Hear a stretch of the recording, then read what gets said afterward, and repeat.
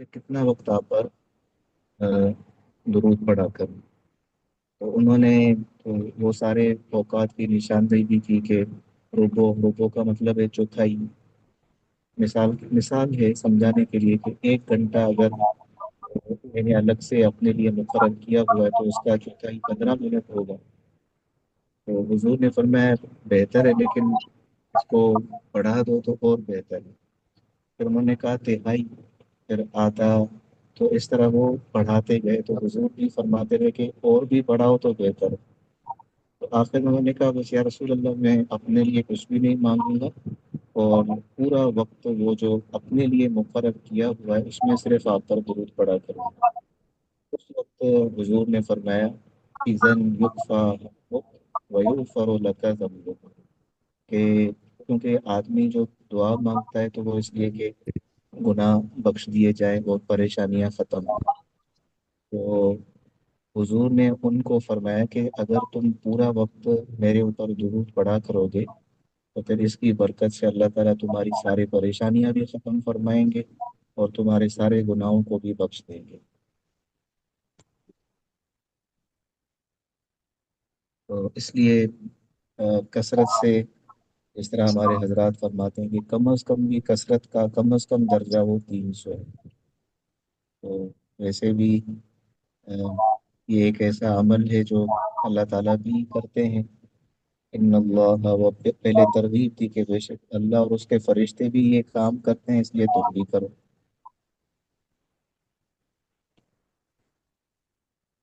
جی، شروع کر لیں۔ کون ساتھی پڑھیں گے؟ یہ ساجد میں پڑھوں؟ جی بسم اللہ الرحمن الرحیم۔ افضل ترین عمل۔ حضرت عبداللہ بن عمر رضی اللہ تعالیٰ عنہ سے روایت ہے کہ ایک شخص حضور سرور عالم صلی اللہ علیہ وآلہ وسلم کی خدمت میں حاضر ہوا اور آپ صلی اللہ علیہ وسلم سے پوچھا ایمان کے بعد سب سے افضل عمل کون سا ہے؟ رسول اللہ صلی اللہ علیہ وآلہ وسلم نے فرمایا نماز۔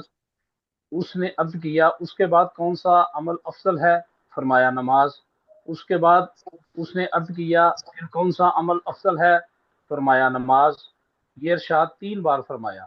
اس قدر تاکید سے نماز کی فضیلت، نماز کے عظیم الشان ہونے کی وجہ سے آپ نے بیان فرمائی تاکہ لوگ اس کا خوب اہتمام کریں اور اسے کسی حالت میں نہ چھوڑیں۔ پھر جب اس نے بار بار پوچھا کہ اس کے بعد کون سا عمل افضل ہے، اور یہ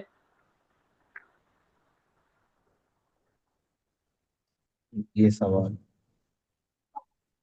سوال بظاہر چوتھی بار ہوگا تو رسول اللہ صلی اللہ علیہ وسلم نے فرمایا اللہ کے رستے میں جہاد، یعنی نماز کے بعد کافروں سے لڑنا سب اعمال سے افضل ہے۔ اس آدمی نے عرض کیا میرے والدین زندہ ہیں، ان کے بارے میں کیا ارشاد ہے؟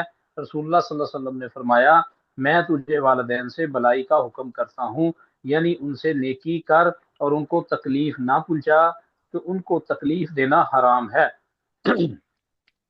اس قدر حق والدین کا فرض اور ضروری ہے کہ جس کام میں ان کو تکلیف ہو وہ نہ کرے، بشرطے کہ وہ کوئی ایسا کام نہ ہو جس کا درجہ والدین کے حق ادا کرنے سے بڑا ہو، اور نہ اس میں حق تعالی کی نافرمانی ہو، اور تکلیف سے مراد وہ تکلیف ہے جس کو شریعت نے تکلیف شمار کیا ہے، اور اس سے زیادہ حق ادا کرنا مستحب ہے، ضروری نہیں۔ اس مسئلہ میں عام لوگ بڑی غلطی کرتے ہیں۔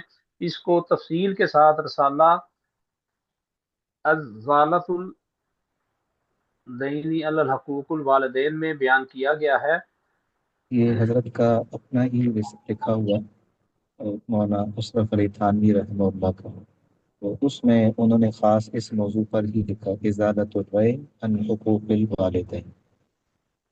جی اس نے عرض کیا کہ قسم اس ذات کی جس نے آپ صلی اللہ علیہ وسلم کو نبی برحق بنا کر بھیجا ہے، میں ضرور جہاد کروں گا، بے شک ان دونوں والد اور والدہ کو چھوڑ جاؤں گا۔ رسول صلی اللہ علیہ وسلم نے فرمایا تو خوب جاننے والا ہے، یعنی والدین کے ساتھ نیکی کرنے اور جہاد کرنے میں جس طرف تیری رغبت طبیعت راغب ہو اس کو کرو۔ ایک اشکال کا جواب: اس حدیث سے یہ معلوم ہوا کہ جہاد کا درجہ والدین کے ساتھ حسن سلوک سے بڑھ کر ہے، اور بعض حدیثوں میں فرض نماز کے بعد حقوق والدین ادا کرنے کی بڑی فضیلت ہے، اور اس کے بعد جہاد کا رستہ متعین کا مرتبہ بیان کیا گیا ہے۔ جواب یہ ہے یہ کہ یہاں یہاں تک یہاں جہاد تک سے یہ سوال ہے، یعنی یہاں تک یہ سوال ہے، یعنی مختلف احادیث میں کسی حدیث میں آ، فرض نماز کے بعد حقوق والدین کو دوسرے نمبر پر فرمایا گیا ہے، کسی حدیث میں فرض نماز کے بعد جہاد کو دوسرے نمبر پر رکھا گیا۔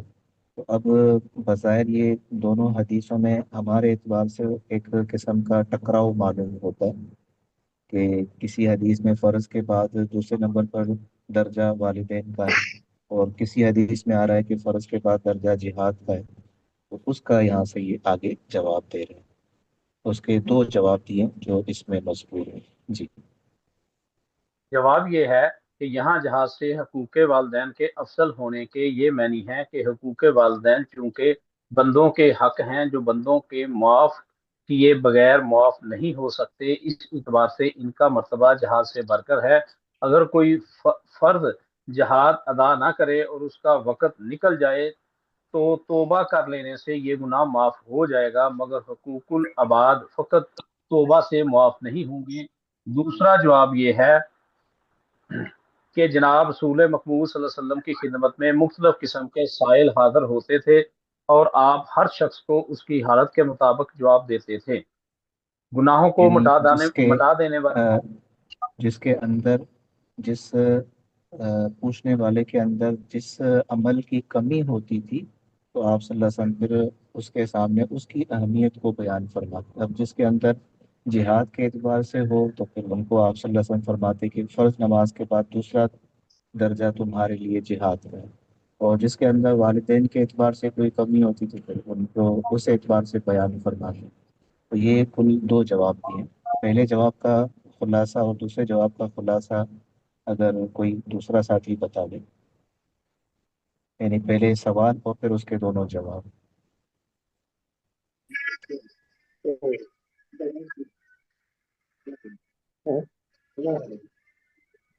جی سوری، جی سوال یہ ہے جی کہ دو حدیثیں ہیں، دونوں حدیثوں میں تعارض ہے۔ ایک حدیث جی میں جو ہے نا وہ سب سے پہلے جو ہے نماز کے، اس کے بعد جو ہے وہ والدین کے حقوق ہیں، جی اور ایک حدیث میں جو ہے نا وہ نماز کے بعد جہاد کا درجہ ہے۔ تو دونوں میں جی تعارض جو ہے نا، یہ مطلب ٹکراؤ ہے۔ اس کے جواب جو ہے نا وہ مطلب ہے کہ ٹکراؤ کیوں ہے؟ اس کا جی جو ہے نا وہ جواب یہ ہے کہ وہ بندے کی مختلف حالتوں کی وجہ سے ہوتا ہے، کہ مطلب کچھ لوگ جو ہے نا ان کے لیے جہاد میں جانا بہتر ہے، تو اس کے لیے جو ہے نا نماز کے بعد جہاد فرمایا، اور جس کے جو ہے نا وہ والدین کے لیے مطلب ضرورت ہے والدین کی خدمت کی، اس وقت اس کے والدین کو زیادہ ضرورت ہے، تو اس کے بعد اور اس کے اندر کمی ہے والدین کی خدمت کی، وہ نہیں پوری طرح کر رہا، تو اس کو وہ ہوتا تھا کہ آپ والدین کی خدمت کریں، یہ جی بڑا اجر ہے۔ مطلب وہ ضرورت کے یہ تو اعتبار ہو سے گیا کہتے دوسرا تھے جواب، حال کم۔ ضرورت کے اعتبار سے یا پھر سامنے والے کی حالت کے اعتبار سے، یعنی پوچھنے جی والے کی جو کیفیت ہے اس کو سامنے رکھ کر جواب دیا جائے۔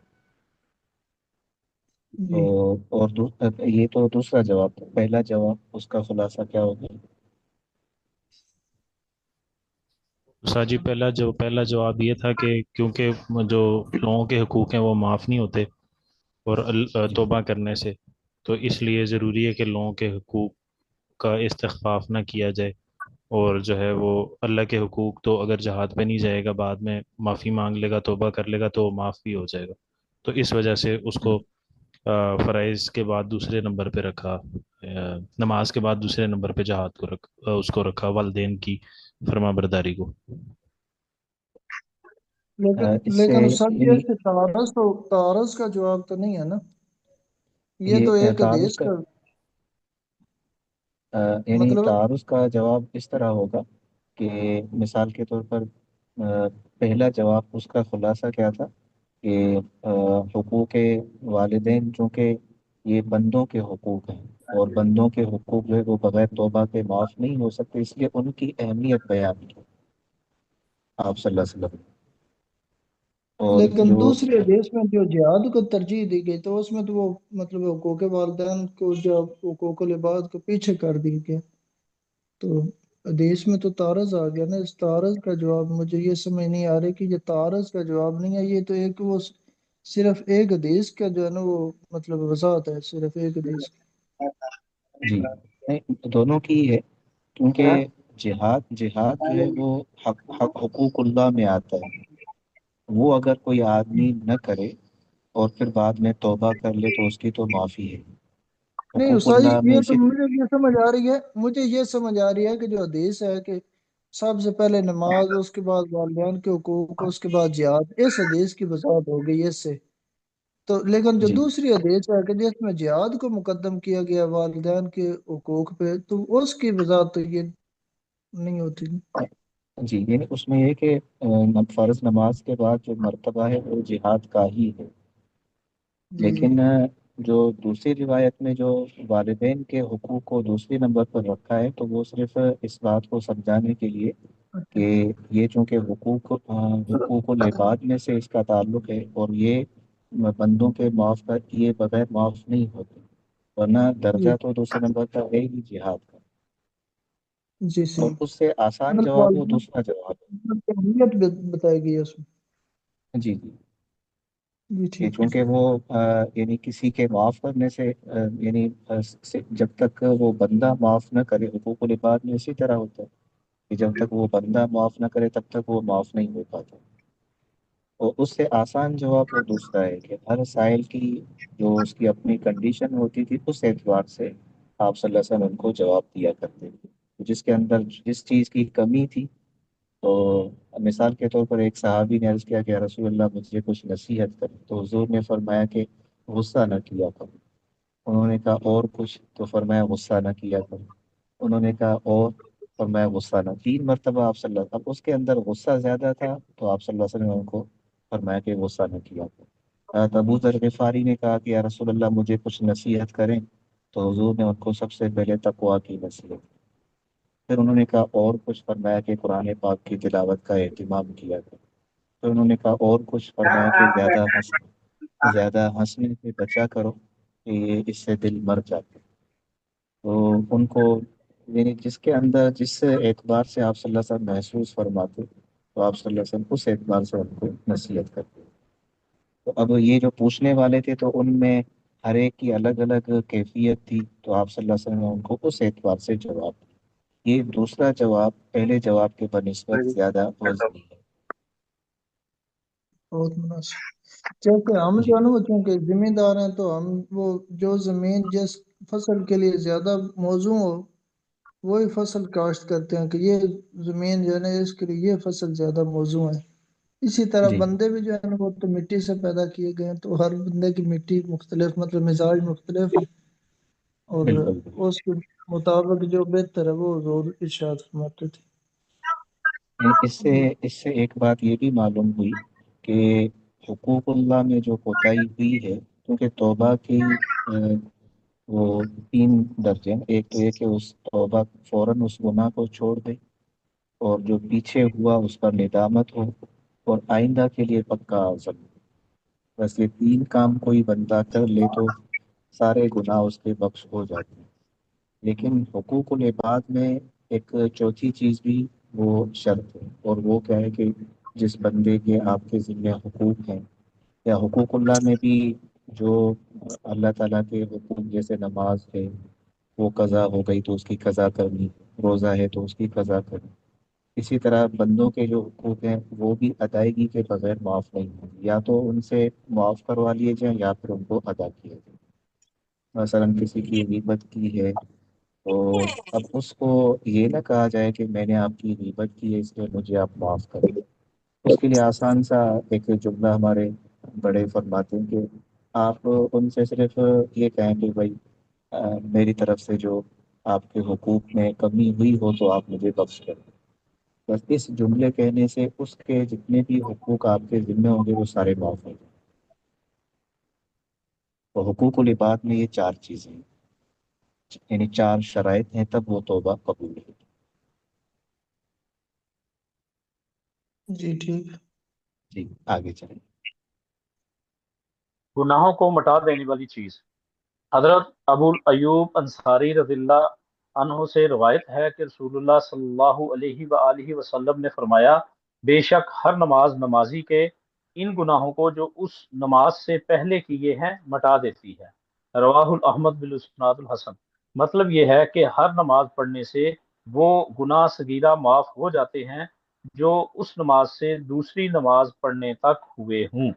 حضرت ابو امامہ باہلی رضی اللہ تعالیٰ عنہ سے روایت ہے، میں نے رسول اللہ صلی اللہ علیہ وسلم کو فرماتے ہوئے سنا، ایک فرض نماز دوسری نماز کے ساتھ مل کر ان گناہوں کو مٹا دیتی ہے جو اس نماز سے پہلے ہوئے، یعنی اس نماز سے پہلے جو گناہ صغیرہ ہوئے وہ معاف ہو گئے، اس طرح دوسری نماز تک جتنے صغیرہ گناہ ہوئے وہ اس سے معاف ہو گئے، اور نماز یعنی جمعہ ان گناہوں کو مٹا دیتی ہے جو اس جمعہ سے پہلے ہوئے، یہاں تک کہ دوسرا جمعہ پڑے، اور بغیر بعض حدیثوں میں اس سے 3 دن آگے تک گناہ معاف ہو جانا آیا ہے، یعنی جمعہ کی نماز سے 3 دن آگے کے صغیرہ گناہ معاف کیے جاتے ہیں، اور ماہ رمضان کا روزہ ان گناہوں کو مٹا دیتا ہے جو اس رمضان سے پہلے ہوئے، یہاں تک کہ دوسرے رمضان کے روزے رکھے، اور حج ان گناہوں کو مٹا دیتا ہے جو اس سے پہلے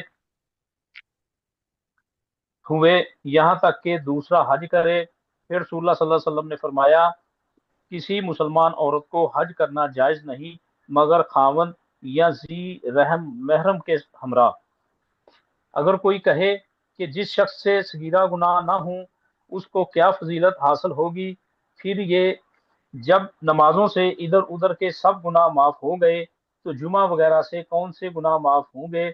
اب تو کوئی صغیرہ گناہ رہا ہی نہیں جو معاف ہو، تو جواب یہ ہے کہ ان دونوں صورتوں میں درجے بلند ہوں گے۔ 5 نمازوں کی مثال، حضرت ابو امامہ رضی اللہ تعالیٰ عنہ سے روایت ہے کہ رسول اللہ صلی اللہ علیہ وسلم نے فرمایا، 5 وقتہ نمازوں کی یہ مثال یہ ایسی ہے سوال جیسے سمجھ میں آ میگھے۔ گیا؟ جی یہ سوال سمجھ میں آ جی گیا. سر۔ جی استاد جی.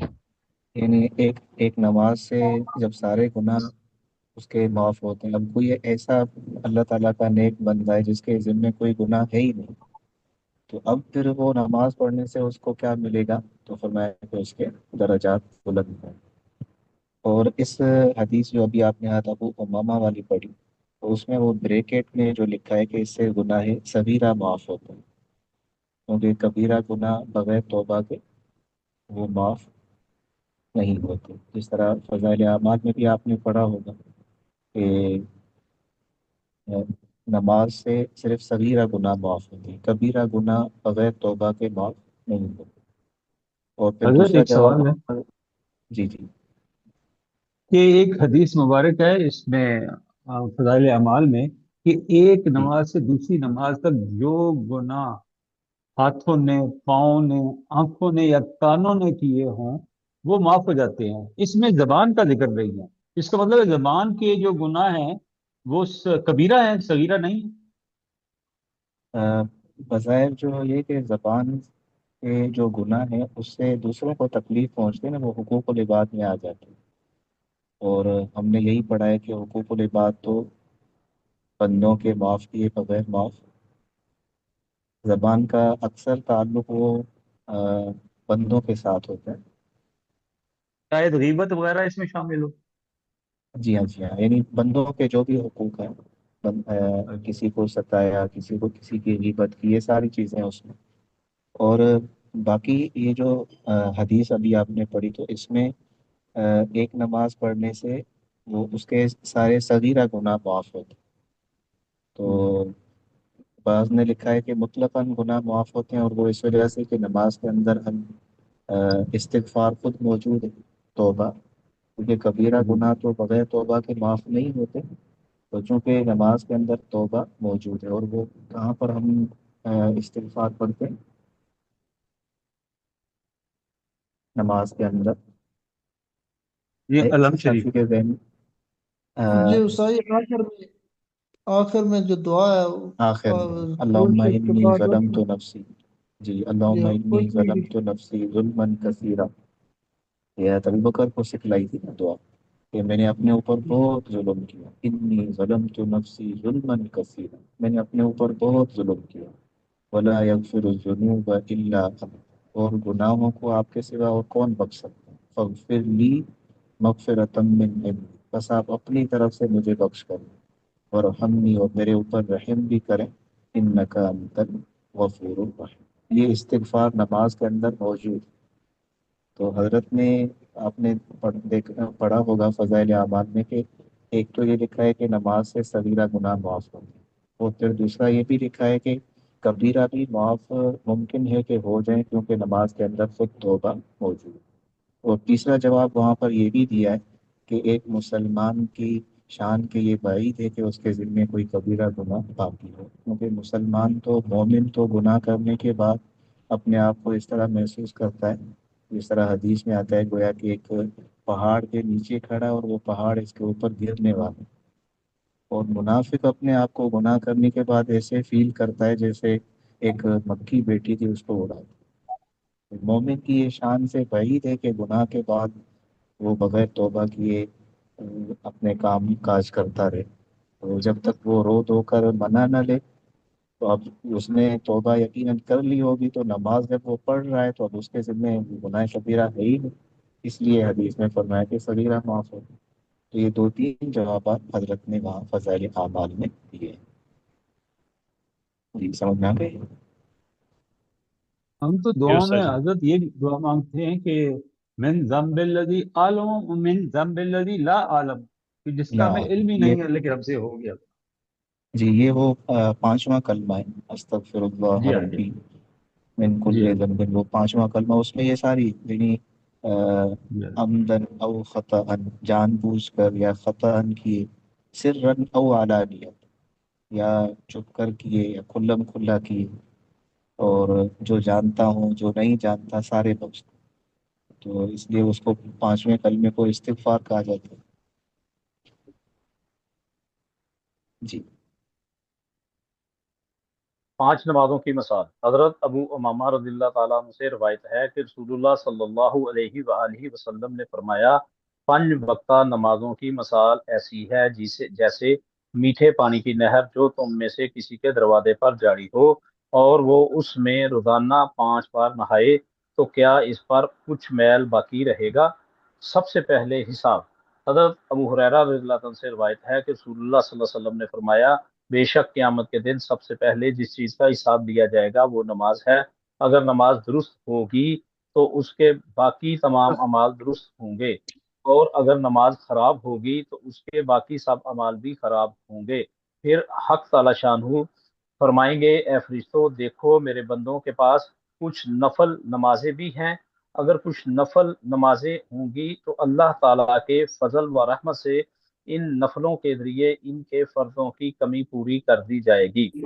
اسی طرح باقی فرائض کی کمی نوافل سے پوری کر دی جائے گی، جیسے فرض روزہ کی کمی نفل روزہ سے پوری کی جائے گی۔ یہ اللہ تعالیٰ کی رحمت ہے کہ فرض کو نفل سے پورا کیا جائے گا، ورنہ قانون کا تقاضا یہ ہے کہ فرض کی تکمیل نفل سے نہ ہو، بلکہ جب فرض پورا نہ ہو تو عذاب دیا جائے۔ مگر سبحان اللہ، رحمت خداوندی کا کیا ٹھکانہ ہے کہ جس کے فرائض درست نہ ہوں گے وہ نفل بھی نہ ہوں گے، اسے عذاب دیا جائے گا، البتہ اگر اللہ تعالیٰ رحم کر دے تو یہ دوسری بات ہے۔ افضل ترین عبادت۔ حضرت ابو ہریرہ رضی اللہ عنہ سے روایت ہے کہ جناب رسول اللہ صلی اللہ علیہ وسلم نے فرمایا، اللہ تعالیٰ نے بندوں پر جو عبادتیں فرض کی ہیں ان میں سے سب سے افضل نماز ہے، جو شخص اسے بڑھا سکتا ہے تو اسے خوب بڑھائے، یعنی کثرت سے نماز پڑھے تاکہ خوب ثواب زیادہ ملے۔ جنت میں داخلہ کی ایک ایک ذمہ داری سوال، نفل حضرت جو، جی ایک سوال گزارش ہے کہ یہ جو نوافل کا حساب ہے، ایک تو نوافل جی وہ جی جو ہے جو ہم فرض نمازوں کے بعد آخر میں دو دو نفل پڑھتے ہیں، مغرب جی عشاء کے بعد، اس کے علاوہ جو ہم نمازیں پڑھتے ہیں یہ بھی نوافل میں شامل ہوتی ہیں، اشراق کی، چاشت کی، اوابین بالکل، وغیرہ، جی یا جی بالکل، وہ نوافل بھی، جو حاجت کے پڑھے جاتے ہیں، یا شکرانے کے پڑے جاتے ہیں، وہ ان میں شمار ہوں گے یا وہ کہ وہ وائپ آؤٹ ہو جائیں گے؟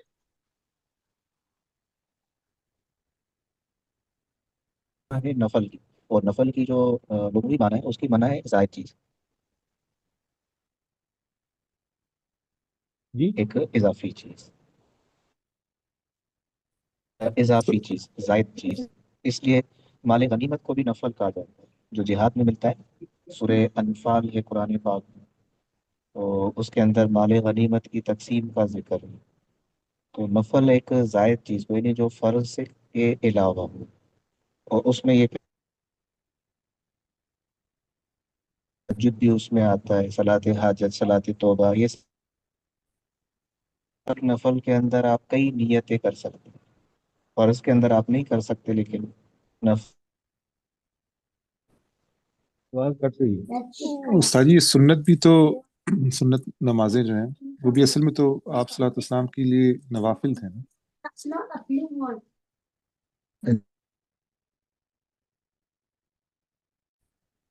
جیسے استاد جی فرما رہے ہیں اس کے مطابق تو پھر ہمارے نبی صلی اللہ علیہ وسلم کے پاس انہوں نے عرض کیا تھا کہ اللہ پر حج فرض تھا، لیکن ان کی طرف سے کر لو. تو حضور نے فرمایا کہ اگر تمہاری والدہ پر کسی آدمی کا قرضہ ہوتا تو وہ تم ادا کرتی کہ نہ کرتی؟ تو انہوں نے کہا بالکل میں ادا کرتی. تو حضور نے فرمایا پھر اللہ کا جو قرضہ ہے وہ اس سے زیادہ حقدار ہے کہ اس کو ادا کیا جائے، تو اس لیے ضرور ان کی طرف سے آپ حج کر لیں. تو اس لیے سب سے پہلے ہمیں جو ہمارے ذمے قضا ہے، پھر وہ نمازوں کی شکل میں ہو، چاہے روزے کی شکل میں ہو، چاہے زکوٰۃ کی شکل میں، اور بھی اسی طرح بہت سارے واجبات انسان سے، قربانی رہ گئی، صدقۃ الفطر رہ گیا، تو ان ساری چیزوں کی قضا وہ ضروری ہوتی ہے. وہ انشاءاللہ اس میں صلات میں پھر آگے ترتیب سے ان ساری چیزوں کی تفصیل ہمارے سامنے آتی جائے گی. اور جس آدمی کے ذمے فرائض باقی ہوں تو پھر وہ نفل نہ پڑھے، پہلے وہ فرائض پورے کر لے. اور قضا نماز کس طرح پڑھنی ہے اس کی انشاءاللہ کچھ صفحات کے بعد ساری ترتیب سامنے آ جائے گی کہ کس ترتیب سے وہ اپنا حساب کرے اور پھر وہ اپنی قضا نمازوں کو ادا کرے.